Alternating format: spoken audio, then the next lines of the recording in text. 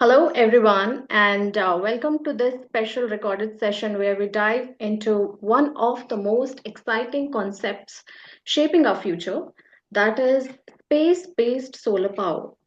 I am Kanika Agarwal, founder of Nexora TLX, an initiative dedicated to creating innovative learning experiences that connect science, technology, engineering, arts, and mathematics with real world applications. So, through Nexora TLX, we aim to spark curiosity and empower learners to explore futuristic topics like space technologies, biotechnologies, robotics, AI, sustainability, and beyond. Let me quickly share why we are talking about space based solar power today. As we all know, the world is moving towards clean energy solutions solar, wind, hydro. But every technology has its limits. Sunlight isn't always available, weather changes, and land usage is a growing concern. Now imagine capturing the sun's energy directly from space, where the sun is always shining 24/7. No clouds, no atmosphere, no interruptions. That's the incredible promise of space based solar power.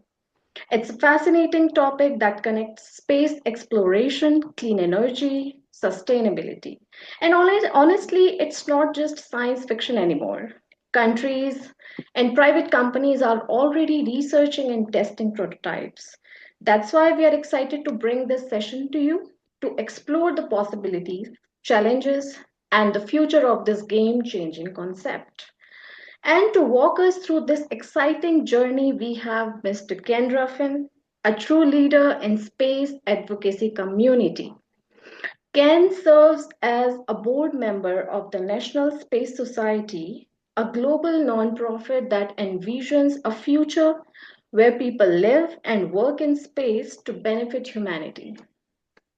Ken is also a space ambassador and has been the driving force behind the North Texas chapter of NSS for over a decade, presenting to hundreds of audiences and leading his chapter to win multiple awards, including the NSS Chapter of the Year and Excellence in Public Outreach Awards, not just once, but six times. With a background in aerospace and mechanical engineering and decades of experience as an environmental engineer, Ken brings a wealth of knowledge and a passion for advancing clean energy solutions, both here on Earth and beyond. Ken, it's an absolute pleasure to have you with us today. Well, thank you very much. And it's an absolute pleasure to be here. And thank you for the invitation to present. So I can't wait to hear your insights, Ken. Let's dive right in. The stage is all yours. Sure. Okay. So for this presentation, I will be discussing the technology called space-based solar power, which is sometimes also just called space solar power. And again, Kanika, thank you so much for inviting me to speak today. So let's move forward. So I've got a brief table of contents with an introduction, and I'm going to talk about the electric utilities or the types of electric utilities that have already been in existence around the world. And part one being fossil fuel, that's coal, oil, natural gas utilities, utilities that generate electricity on a large scale. Part two, nuclear power plants. Part three, renewable energy. Kanika mentioned wind, solar, and other types. So I'll talk about a few other types. And then, last but not least, space solar power itself and some brief conclusions. So, this is a very busy slide. Most of my slides do not have a lot of text like this, but I'll just summarize. The so-called developed societies around the world, and there's no specific definition there, there's no exact definition, but the expectation in those societies is that, for example, if you turn on a light switch, the light pops on, the light comes on.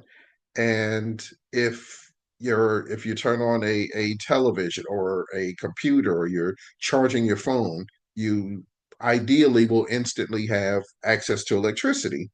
And in some places, for example, in the United States, that's where there were power plants even over 100 years ago in certain regions, and they, of course, have expanded nationwide and worldwide since. And that, excuse me, that electricity that's always available, or at least supposed to be always available, is called base load electricity, from a standpoint of the power companies. Base load electricity, always on, always available, unless there's a major problem. And then for the hottest hours of the days during summer and coldest hours of the days during the winter, sometimes there are additional power plants that are started up called peaking units, or the units being the boilers or the uh, combustion turbines and so forth on that property. Okay, so there's a introduction to power plants in general.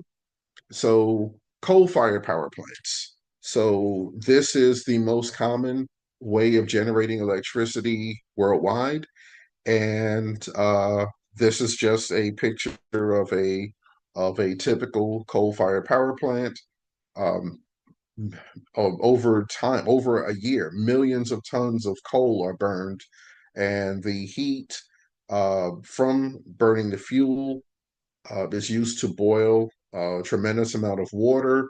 That steam, that superheated steam, in many cases, spins a turbine, which generates electricity. And of course, you can see the stack where air pollution is, but that's steam in the picture, but there's also air pollution being emitted, including the invisible gas carbon dioxide. Similarly, with an oil-fired power plant, it's oil that's burned and generating steam, producing electricity. Natural gas, these have become more and more common worldwide during the last few decades. It's a of the various types of fossil fuels, natural gas is the cleanest. Coal is considered the least clean, let's say. But still, even with natural gas, there are issues and concerns with climate change, greenhouse gases, and of course, other air pollutants being emitted. But um, in most cases, lower quantities and lower concentrations of air pollutants with gas than with natural gas than with oil or coal. All right, nuclear power plants. It's a different way, completely different way of generating electricity, using, instead of burning any sort of fuel, this is using the heat from nuclear fission reactions, and using that heat, that tremendous amount of heat, to boil water to spin a turbine, where the steam spins a turbine, which generates electricity. And the two towers you see in the left center of the image, those are cooling towers. And on days with higher humidity, you'll see huge plumes of steam, not smoke, but steam coming out of those cooling towers. So even though with nuclear, you don't have the risk associated with climate change and various types of air pollution, or I should say, and in some cases, water pollution and solid waste, there is the risk, of course, of radiation, and issues due to radiation from the nuclear reaction of the fuels being used. Renewable. In many cases, many people throughout the world believe that our future of electric generation on a large scale will come from renewable energy. Wind turbines, historically they were called windmills, but The current term is wind turbines, and when there's, as you see in this image, if there's dozens or hundreds or in many cases thousands of these in a particular area, that's called a wind farm. So yes, they obviously will generate clean electricity. Those blades that spin, uh, those are turbines, and they spin to generate electricity. There's a copper coil at the hub, which is used to, again, generate electricity. So while these blades are turning, as you see in for many of the turbines in this picture, electricity is being generated. However, there are, of course, times when the wind is not blowing. And if you have seen some of these, if you have seen any wind farms, you may have uh, seen them at a time when the wind turbines either were turning very slowly or not at all. So if they're turning very slowly, there's very little electricity being generated. If they're not turning at all, zero electricity being generated. Hydroelectric, another type, usually referred to as dams, where the water cascading down from the artificial lake, where the water is real, but the lake, in many cases, was dug to. I'm sorry. The dam was built to create a lake. I said that wrong. From an existing river, so the water cascading from the level of the top of the lake down to the river below, that water spins turbines, which generate electricity. And this is, of course, a very clean source of electricity. There's minimal risk. However, as far as these rivers and dams and so on and so forth, in most places in the world, these are not very plentiful. I mean, there's they're not plentiful enough to be able to provide all of the world's electricity needs. So they tend to be more scattered, and in certain areas where they exist, it's an excellent source of electricity. But otherwise, it's just not appropriate or practical, again, for worldwide use. And here's a picture that I had to just throw in. This is Niagara Falls. It's a waterfall at the border of the United States and Canada.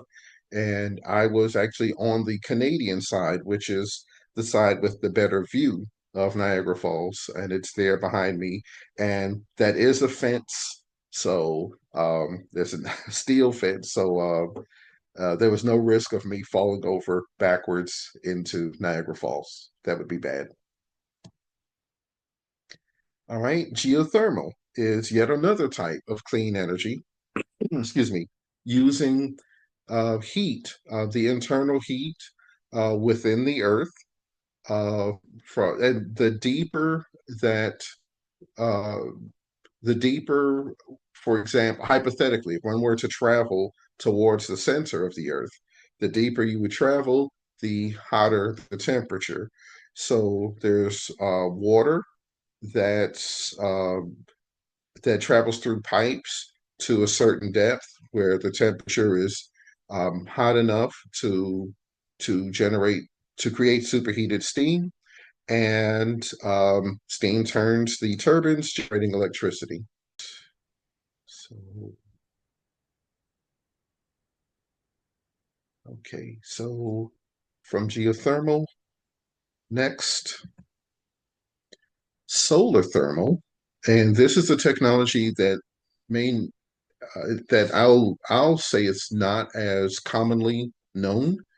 Uh, with this technology, these are not solar panels or solar cells. What you see on the ground or I should say, what you see, those are thousands of mirrors. And those mirrors are concentrating sunlight at the top of the tower in the center of the image, and in the top inside the structure at the top of the tower is molten salt. It's a material that's several hundred degrees um, um, excuse me, several hundred degrees Celsius or Fahrenheit. And again, you've got piping with water that flows around the molten salt at that elevated temperature, absorbing the heat, becoming superheated steam, and the superheated steam spins a turbine to generate electricity. And in desert areas, it's where there's many, many square kilometers of just basically empty space. You can have a technology like this, but in the majority of the world, there would not be this sort of empty space or this much room available for a structure or for a electric utility like this. So you wouldn't have any homes, you wouldn't have any roads, any factories, buildings, or what have you in that vicinity, just due to the heat and the brightness of the sunlight being reflected. So that's great for isolated areas that are relatively flat and uninhabited. So, for utility scale renewable energy, this is probably the most, or at least certainly one of the most popular types of technologies. There's wind that I mentioned initially, and here's solar, but this is the solar photovoltaic with the solar cells where sunlight shines on them to generate electricity. And with this particular solar farm that you see, these solar panels rotate to essentially track the movement of the sun so that while the sun is shining, you are able to generate a maximum amount of electricity as long as skies are clear and as long as the solar panels themselves are clean, and as long as the sun is shining. When it's whether it's nighttime, or if there happens to be an overcast day, these solar cells generate significantly less electricity, and at nighttime, or any situation where the panel's not pointed or facing the sun, parallel to the sun's rays, not parallel, I'm sorry, perpendicular to the sun's rays, then you will not have electricity being generated. And my note at the bottom, the caption at the bottom, maximum solar cell efficiency is 24%. And this is 2025 technology. That 24%, as low as it may sound, has increased significantly through the decades. When it's probably in the 1980s, so about 40 years ago, that maximum efficiency was more like 15%. So as low as it is now, it used to be significantly lower. So that's solar. Now let's talk about space-based solar power or space solar power. The difference here is instead of having, as Kanika pointed out, instead of having the solar panels on the ground, these solar panels would be in space, and not just anywhere in space, not in low Earth orbit, but actually in geostationary Earth orbit, which is 22,300 miles above Earth's surface. It's over 30,000 kilometers above Earth's surface. And at that altitude and at the speed required to maintain that altitude, any satellite or any object would appear to be uh, directly over a particular spot on the surface of the Earth as the Earth rotates. So it would rotate with the same angular velocity as the Earth. So whether it's this sort of satellite, which for just for clarification, these have not been built yet, but in that orbit, there are weather satellites, there are satellites for satellite radio, satellite television. If anyone has seen a satellite antenna or satellite dish for radio or television that's pointing upwards at some direction, pointing into space, it's pointing to a satellite in geostationary Earth orbit. And that dish never needs to rotate. It needs to be stationary, to be specific.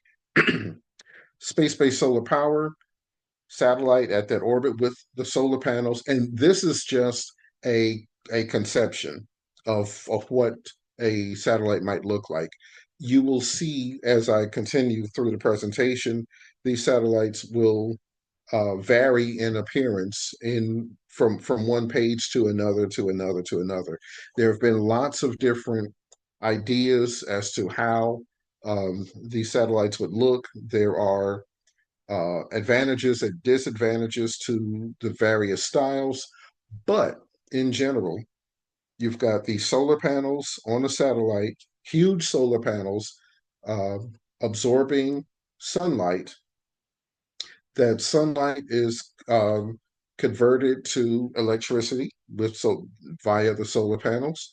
Then the electricity is converted, in this case, to a microwave beam which sends that power to a receiver on the ground, a receiving antenna, which is sometimes called a rectenna. And the receiver on the ground converts the microwaves back to electricity. And then the electricity is sent along transmission lines to cities, as you see here, to cities, to towns, and wherever the uh, essentially customers are located. So that's the concept in general.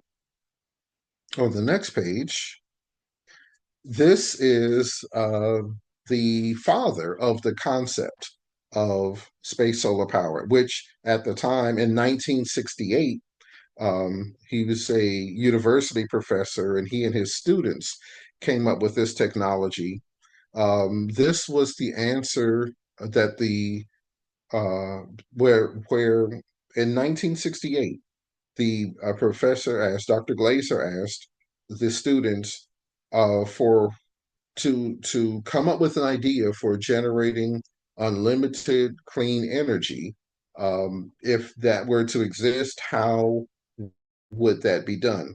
And the response or the results was space solar power or solar power satellites, again, as they were initially called. This is actually a photograph of my very first magazine. As you can see, the title is L5 News. There was an organization called the L5 Society, and I don't know if the date is visible, June 1980. So a very old magazine, which I actually still have here behind me. Um, the L5 Society published this magazine. The L5, I was a student member of the L5 Society when I was in high school and when I was in college.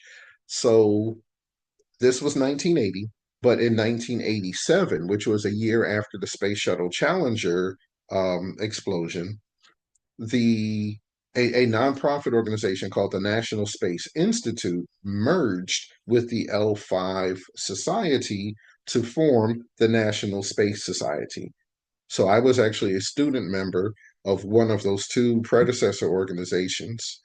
And this was the very first magazine that I've ever had from the L5 Society. This was my introduction uh, to space development on this level, not just space exploration, not just going to orbit or to the moon or to Mars, but to use space technology to benefit humanity. And this was my introduction in the June 1980 issue. So this is legendary for me. Now, this is a photo of, or I should say, an image from a video that illustrates space solar power in use, and it's a very short video. It's just a few seconds, and I would like to show that video on the again. It just takes a few seconds. There's no, there aren't any words. There might be some faint music. Um, uh, this is just another image from that video. And here is the brief video. Oops, it's a different video. Let's try this again.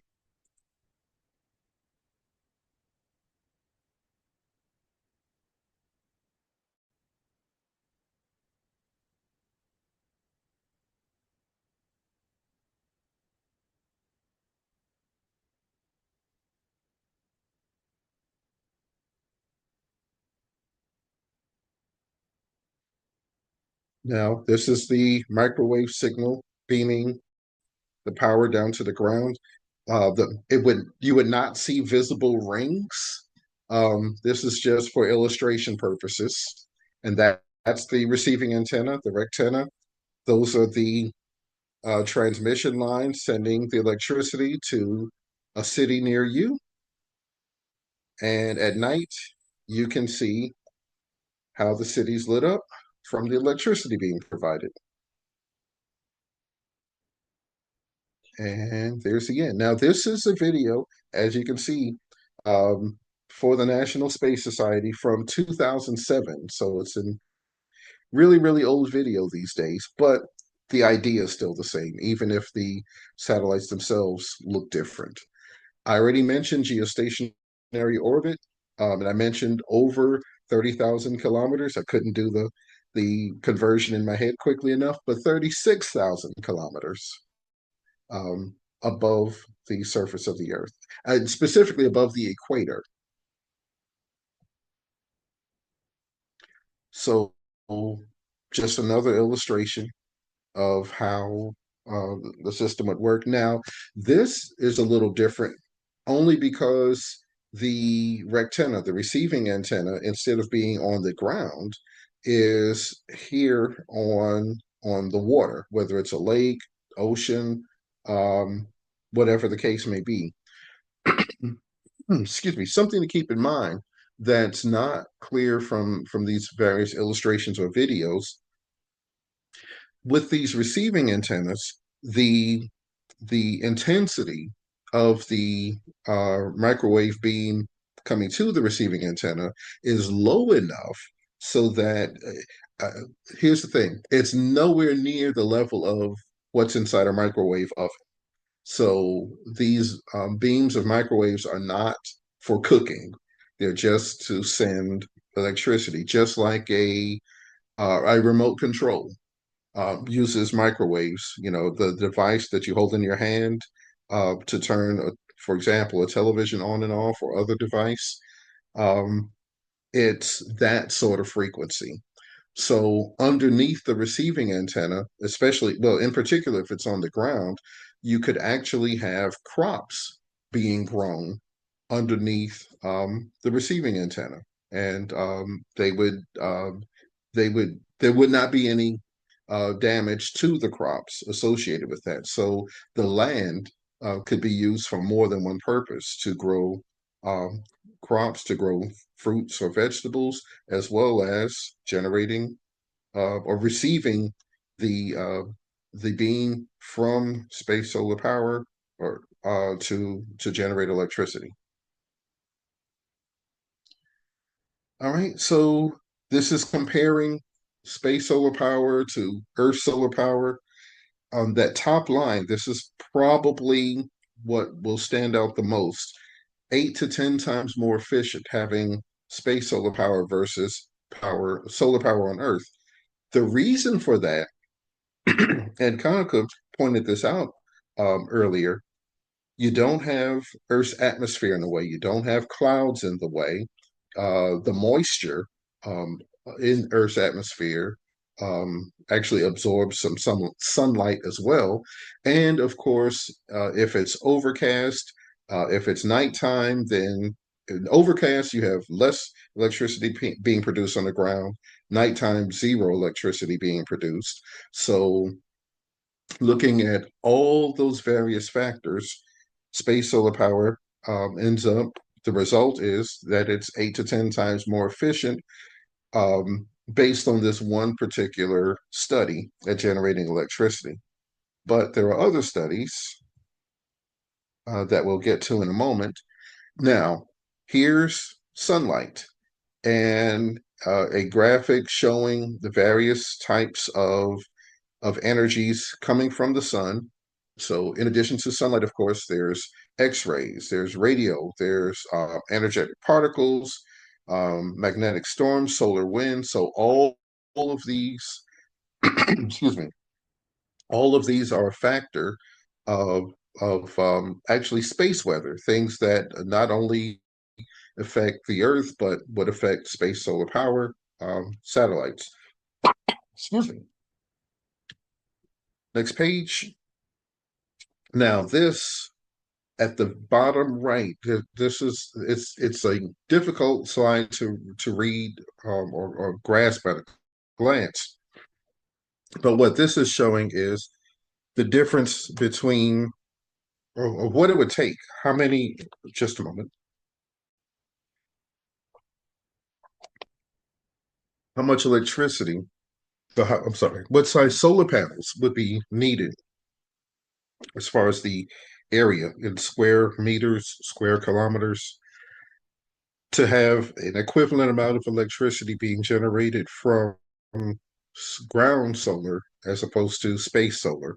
And with this particular example, showing the losses due to Earth's atmosphere, showing the losses due to nighttime and the lack of generation at night, losses due to weather and overcast days, and additional losses due to because electricity is not being generated at night and less electricity being generated on those overcast days, battery storage, large scale electric utility battery storage would be needed.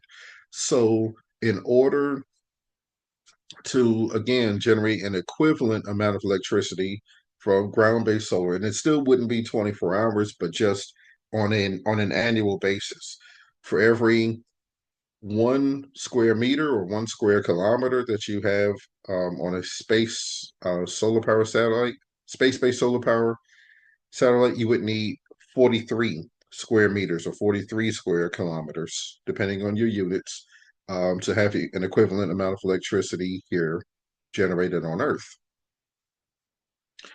So, specific to India, and just like this is being researched not only in the United States, but in India, in China, Japan, and various countries throughout the world. But specific to India, the Indian Space Resource Organization, or ISRO, starting in 1987, began studies on the construction of what they called a solar power farm.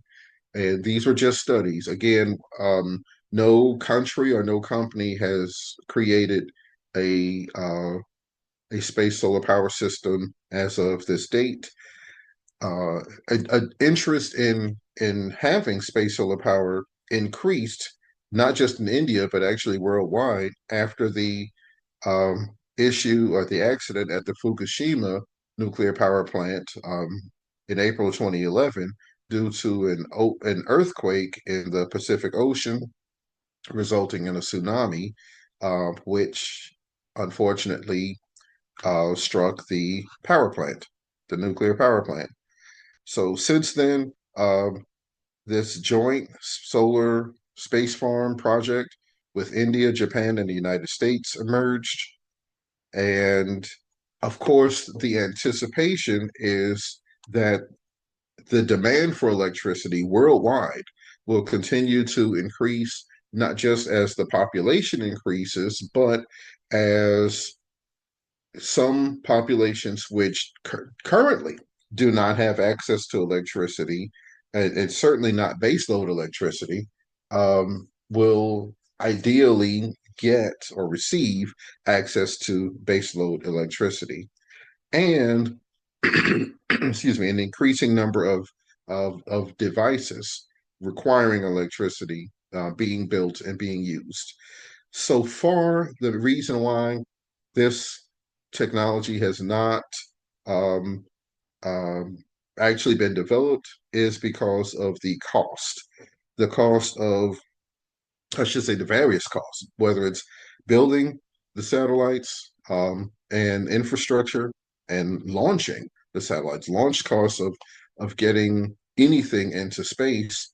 Uh, the heavier it is, the more it costs. There's a value per pound or per kilogram based on the rocket being used. Now, there may be plans to set up a financing fund for a new space solar power project. And this would be among companies, and this is still under development. Boeing, Lockheed Martin, and Northrop Grumman in the United States, in addition to, I believe it's pronounced Tata in India. So that's something where I have not seen any results from their study, but ideally they'll continue to make progress. So here's a series of concepts. SPS, or Solar Power Satellite Alpha. This is a concept by an engineer in the United States named John Mankins. He's actually the primary person involved in endorsing space solar power, in moving the technology forward, in promoting the technology, and not just in general, but in working out calculations and giving presentations to audiences worldwide to inform um, government officials and aerospace company officials, electric utility officials, and the public about the benefits associated with space solar power. So SPS Alpha is an acronym that stands for Arbitrarily Large Phased Array. So this was from information in 2013, and I'll just keep moving forward. He published this book in 2014, and just a moment.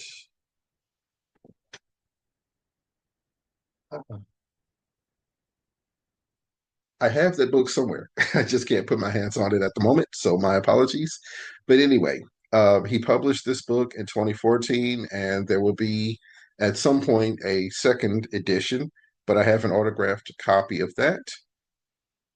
This is a photo of John Mankins when he initially was a NASA engineer, and since then he left NASA and started his own company in support of space solar power. So John Mankins in this picture, and John Mankins in this picture. So I'm proud to say that he is he has been at least on the board of directors of the National Space Society along with me. And he and I attended that meeting and several other meetings together. So it was, I had actually met him for the first time several years earlier. This was just, I thought, the best picture of he and I together. So I talked about the cost of getting into space. When people worldwide generally think of traveling to space in the year 2025, they think of SpaceX. That's usually the first provider of rockets to come to mind. So on the left is artwork of the SpaceX Falcon 9. And at the bottom, I show SpaceX Falcon 9 if it's not being reused, if you don't recover that first stage, that can carry uh, 25 tons, which is about 12 metric tons, or a little less than 12 metric tons, to low Earth orbit at $1,400 a pound, or 600, approximately $600 a kilogram. And that, as expensive as that may seem, if that's compared to the space shuttles, the former NASA space shuttles, um, those launch costs were around $10,000 per pound, so almost an order of magnitude more expensive. Or SpaceX Falcon 9 being an order of magnitude less expensive, almost. The SpaceX Falcon Heavy can carry a larger mass with each launch. And again, still over $1,000 per pound, over $450 per kilogram. That's American dollars.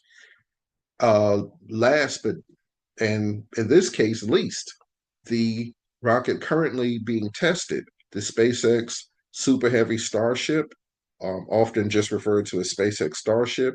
The What's being tested now are Block 1 and Block 2.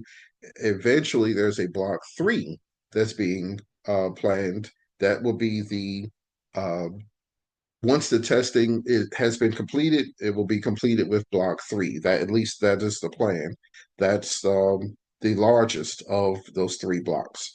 So that will be able to carry 250 tons, which is about 220, I'm sorry, 120 metric tons to low Earth orbit at about $18 a pound, which is about $10 or so per kilogram, $10 to $12 per kilogram.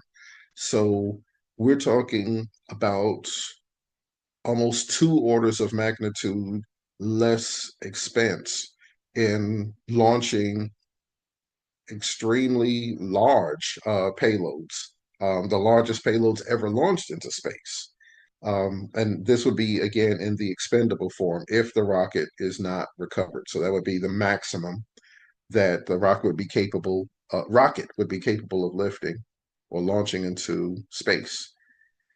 And even though here what you see is LEO, low Earth orbit, of course, from low Earth orbit, a space solar power satellite would have to be transferred to geostationary Earth orbit.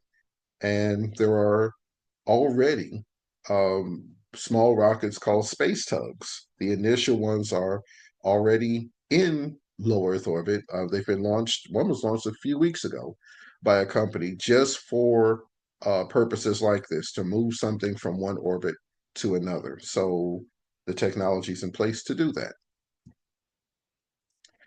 So the evolution of John Mankin's SPS Alpha, you can see um, different changes from 2011 to 2012, 2017, 2020. So on the right is that 2020 version, that's Mark 3, and this is Mark 4, and this concept's still under development. And each one of these various marks, Mark 3, Mark 4, there are improvements, whether it's or changes at least, changes in some cases, improvements in others, whether it's the change in the frequency in gigahertz, the power delivered. Mark IV would actually deliver less electricity, but it would weigh less than half the amount. Mark IV versus Mark III, there would be significantly fewer modules that would need to be launched. Cost would be a lot less, and the installed cost, that is, and the receiver diameter on the ground, the receiving antenna or rectenna, instead of 6.2 kilometer diameter, only 3.6 kilometer diameter. So a lot less land or ocean or lake, would be needed for the receiving antenna.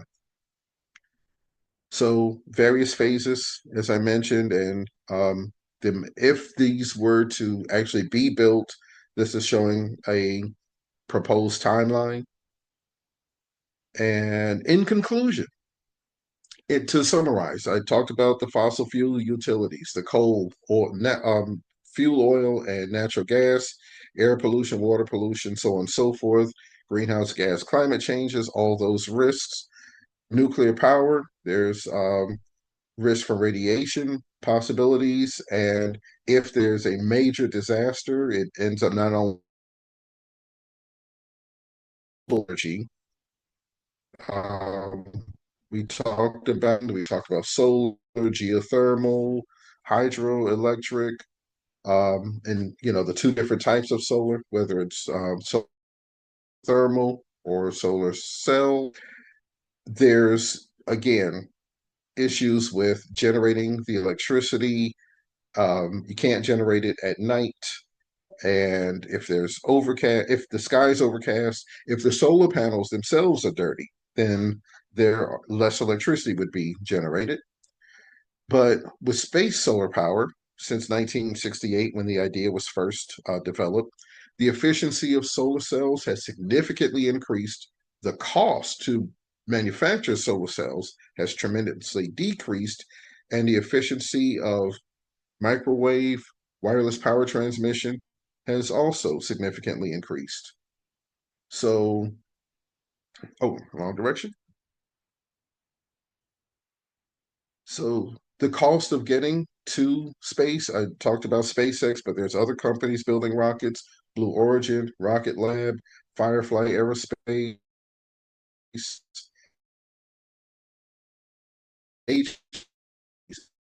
government agency of building solar power satellites or space solar.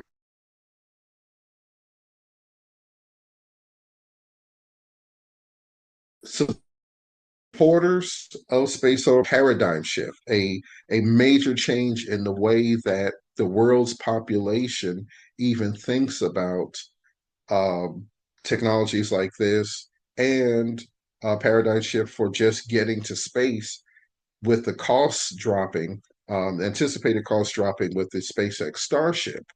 That will just allow so many more things to be launched into space, whether it's space solar power satellites and a multitude of other technologies, space factories, space hotels, et cetera, et cetera.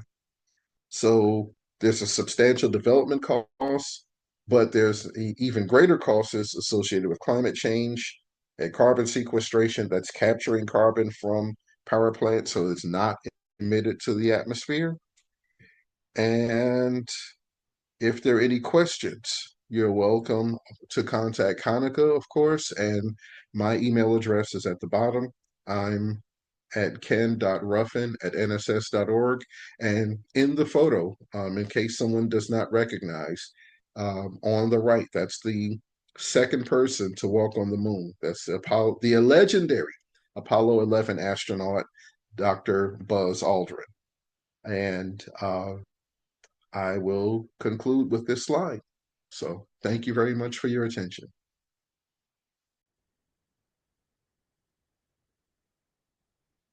So, thank you so much, Ken, for that wonderful and insightful presentation on space-based solar power. And I would love to dive a little deeper into some of the points you shared and ask a few questions from your presentation. Given the rare materials used in Sure. high efficiency solar cells, do you think future solar tech can overcome supply chain and environmental constraints while scaling globally? That is a very interesting question. The short answer, which is probably not what you would expect, is because I don't include anything about high efficiency solar cells, which contain different elements in addition to silicon or silica, which is the primary element, silicon being the element.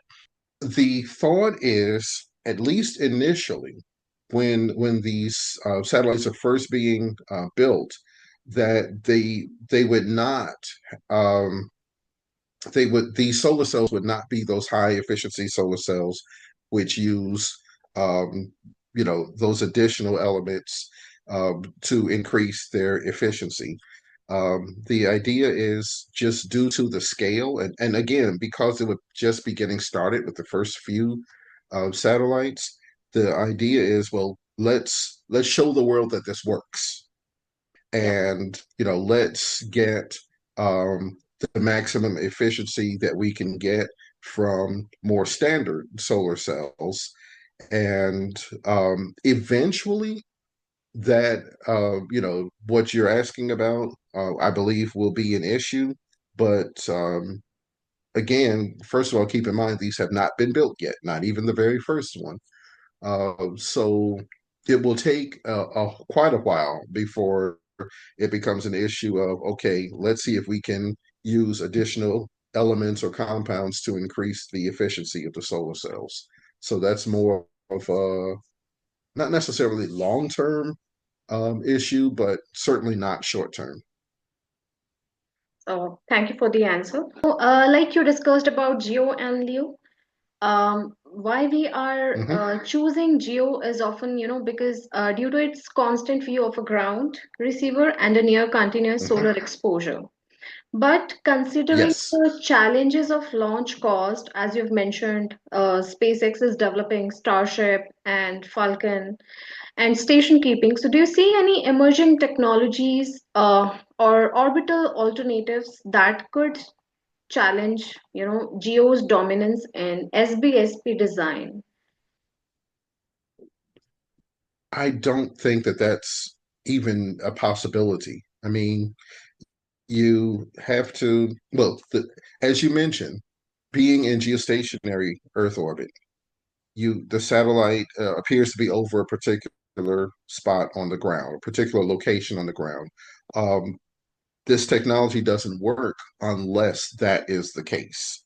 So you couldn't have, for example, one of these satellites operating in low Earth orbit, supplying electricity to a particular location on the ground, because the satellite in low Earth orbit, any satellite, any spacecraft, anything orbits the Earth once every 90 minutes. It does a complete revolution around the Earth um, in that time. So the only way to supply electricity to one point on the ground, one receiving antenna, is to have the satellite in geostationary Earth orbit at 36,000 kilometers altitude above the equator.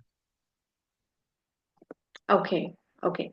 So just one last question, Ken. You discussed about like many companies have deployed recently space tugs in space, and Starship is a great example to transfer satellites from LEO to GEO, or the heavy rockets.